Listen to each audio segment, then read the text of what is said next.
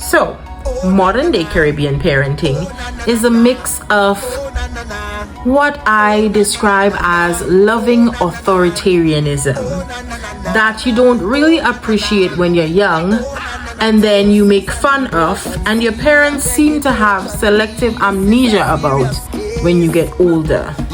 Despite of historical trauma and the authoritarianistic parenting styles developed during European colonization, as discussed during colonial parenting, as a result of communal parenting styles developed or taken from our indigenous ancestors, Caribbean parents, more likely than not, often create relatively well-adjusted children, except for in those circumstances when they are super strict with no affection. One study by Shale Griffith et al. Found that for British Caribbean children, a moderately strict parenting style, as do most Caribbean parents have, and support for a child's independence are generally related to well-adjusted children, while parental control, excessive parental control that is generally related to poorly adjusted children. This interesting parenting style that most Caribbean parents have, and that I have coined as loving authoritarianism, is also described in another study of Jamaican mother-child relationships. This study found that Jamaican mothers engaged in and valued intimate social interactions with their children, which was characterized by positive mutuality, openness, emotionally significant feelings of relatedness, and mattering. Jamaican mothers implicitly conceptualize closeness with their children in two qualitatively different ways, through intimacy and through nurturance. Intimacy was displayed by a loving concern for their children, while nurturance featured teaching children concepts of manners, doing well in school, and becoming a useful member of society. But beyond history, what's happening in present day that leads to our parents being the way they are? Well, I have summarized the reasons for modern day Caribbean parenting into three main factors. Firstly, changing family structures. In many Caribbean islands, migration and urbanization have led to changes in family structures.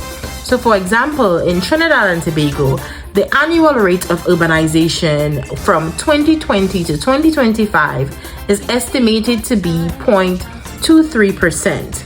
In 2022, 53.34% of the country's population lived in urban areas, up from 53.19% in 2019. Another example is Dominica. As of 2023, the rate of urbanization is estimated to be 0.84% annually from 2020 to 2025, with 72% of the population living in relatively urban areas. And then in 2022, the urban population was estimated to remain at around 71.7%.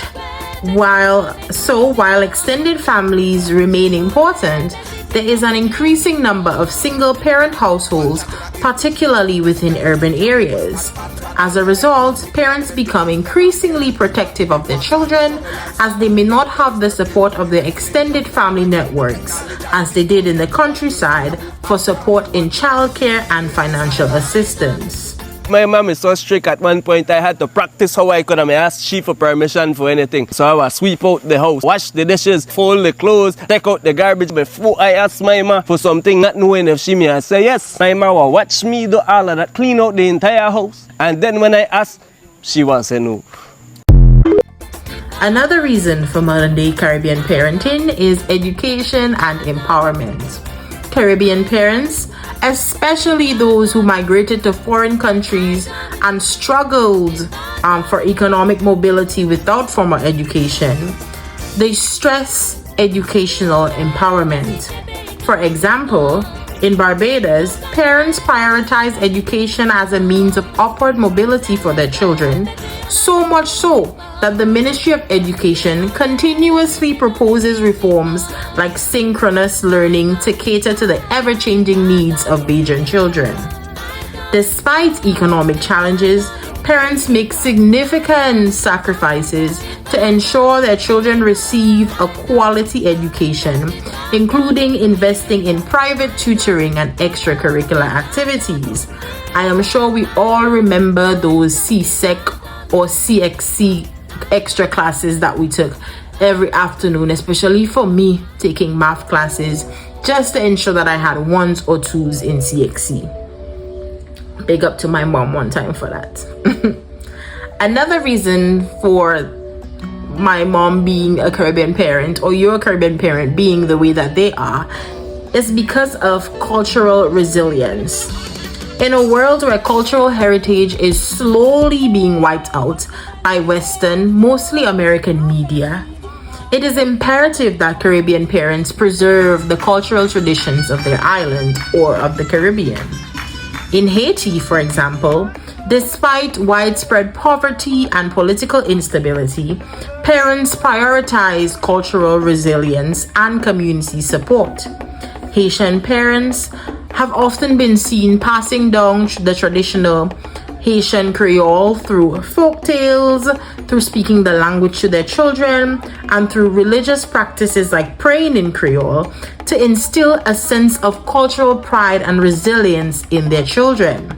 Similarly, in Dominica, my island, particularly around Creole season, parents can be seen dressing their children in traditional clothing, teaching them words in Creole, singing songs with them in Creole, among other ways for passing on the traditional customs or culture of Dominica.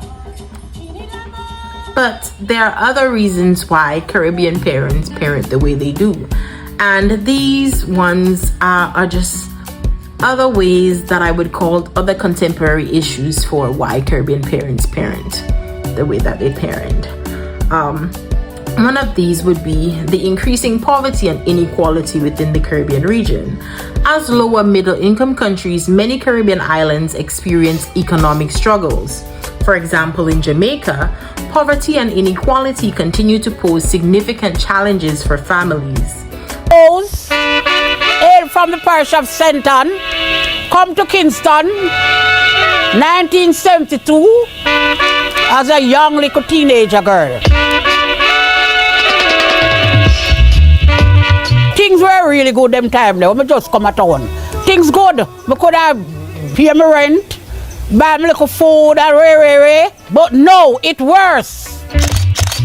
Greater collaboration is needed if poverty is to be eradicated worldwide. Jamaicans are poorer than they were 2 years ago, with 10% living in extreme poverty. With high rates of unemployment, many children grew up in impoverished communities with limited access to education, healthcare, and recreational facilities. And so, parents often struggle to provide for their children's basic needs, leading to high levels of stress and insecurity, and thus as a result creating very strict or authoritarianistic parenting styles. Another reason for Caribbean parenting may also be an increase in violence and crime in some islands. In Trinidad and Tobago, for example, high levels of violence and crime have profound impact on parenting styles. So we're here in East Port of Spain, Trinidad, and when people think of Trinidad, usually they think of steel pan drums, carnival, celebrations, and good times. And Trinidad itself is a pretty rich country.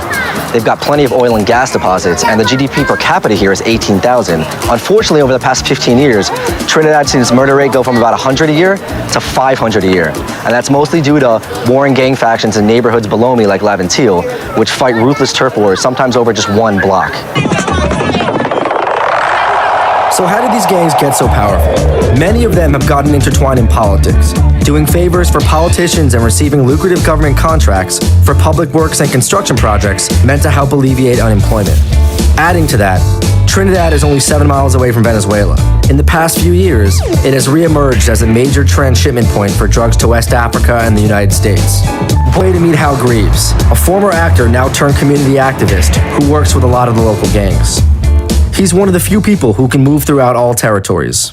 Hal, where are we right now? We're in Canada, and this community has been devastated by the recent fighting between the gangs. Several of the families have been moved out. The buildings have been condemned. We could see where walls have been broken down. There are bullet holes all throughout the community. There was one gang there, and some years ago, the gang broke into almost 5 factions, and with murderous rage. And the boys will tell you that now the kitchen is at war with the bedroom. And the hate they had for people who they grew up among, they share the same house. Almost once a week, they'll be shooting in the area. And the government's just powerless to stop it. They're not powerless, they're just not focused. Parents are often concerned about their children's safety and well-being. Living in your house, trying to raise your family in a law-abiding manner, 9 o'clock in the morning, gunman in your hole. Leading to strict rules and extensive continuous supervision. And another reason for Caribbean parenting, and I think one of the most important ones, because it is an increasing trend, the brain drain that's happening in the Caribbean, is migration and diaspora. In the United States, in Britain, and in many other countries, Caribbean immigrants face unique challenges in balancing cultural identity with assimilation into their new society, be that new society American, British, Dutch, etc. Many Caribbean parents strive to instill a sense of pride in their children's Caribbean heritage while encouraging them to excel academically and professionally in their new homeland. Conclusively, although Caribbean parents can be very extra, their desires to create well-rounded children is a hybrid model of centuries of parenting styles in the region. From the indigenous parenting practices, colonialism, slavery, and indentured servitude, to modern concerns of migration, urbanization, and economic mobility, our parents have developed their own handbook of what is needed to raise amazing children. So, although I believe that the rod can be spared at times, I think Caribbean parents must be given more grace for the ways in which they have tried to make us better in this crazy world. I would also like to acknowledge that not everyone looks back at the way in which they were parented with loving recognition, and for that I am deeply sorry. But for those of us who do, I encourage you to call mom or dad and thank them, big them up, give them a shout out for being the best yet most troublesome Caribbean parents there are. And with that, thank you for watching this video and see you next time. Bye.